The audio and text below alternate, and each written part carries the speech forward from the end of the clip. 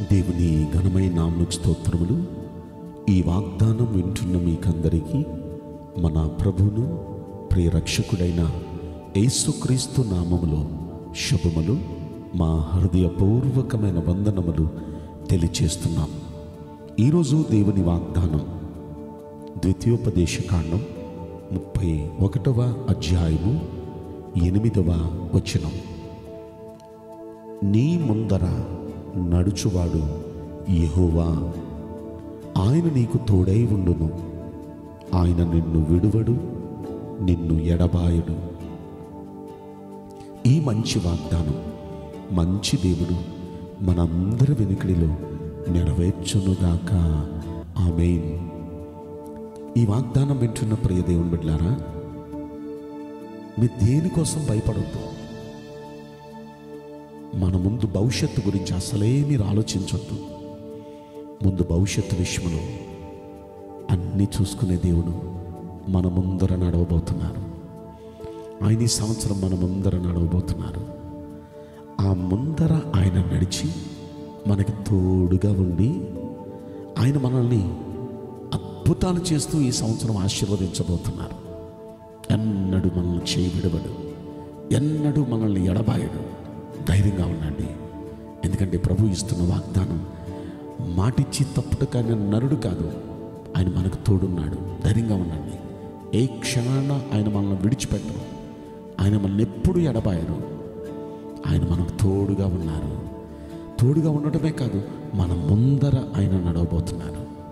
అయితే అలా ఆయన చేసిన సమయంలో వారికి ఏం జరిగింది?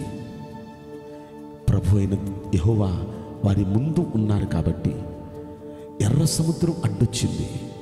దేవుడు వారితో కూడా ఉన్నారు. దేవుడు వారి ముందుండి నడిపిస్తున్నారు. సమస్యలు రావని లేదు. ఇప్పుడు దైవజనమంగమా గమనించండి. దేవుడు మన ముందున్నారు, దేవుడు మనతో ఉన్నారు. ఆయన ఎప్పుడు విడవనన్నారు కదా, నాకేంటి సమస్య వచ్చింది అనొద్దు. ఇజ్రాయేలీల యాత్రలో పెద్ద పెద్ద సమస్యలు వచ్చినాయి. కానీ ఆ సమస్యల విషయంలో ఆయన స్పందించి ఆయన ముందున్నారు కాబట్టి సమస్యలకు అద్భుతమైన పరిష్కారం ఇచ్చారు. సమస్యలు గుండా దేవుడు వాళ్ళు నడిపించాడు.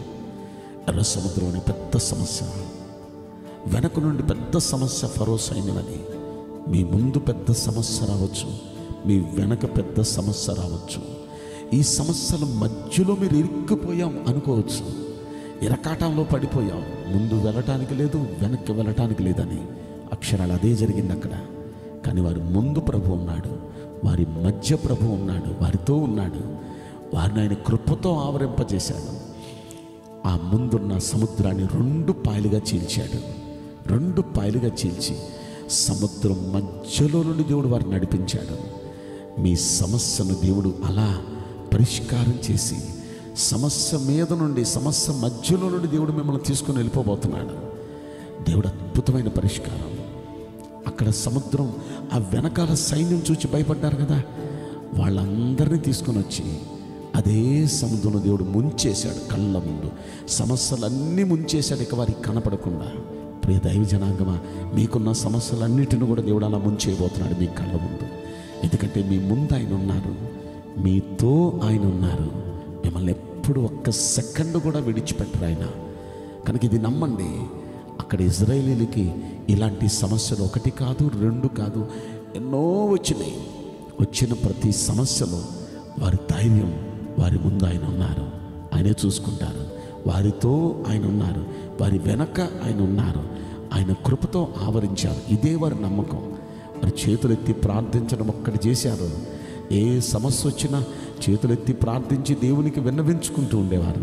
ఆ సమస్య పైన దేవుడు గొప్ప విజయం ఇస్తూ ఉండేవాడు. నేను మరలా చెప్తున్నాను, ఆయన నమ్ముకున్నారు కదా, ఈ వాగ్దానం చేశారు కదా, ఏ సమస్య రాదు అని నేను అంటం లేదు. వస్తాయి. Let it be.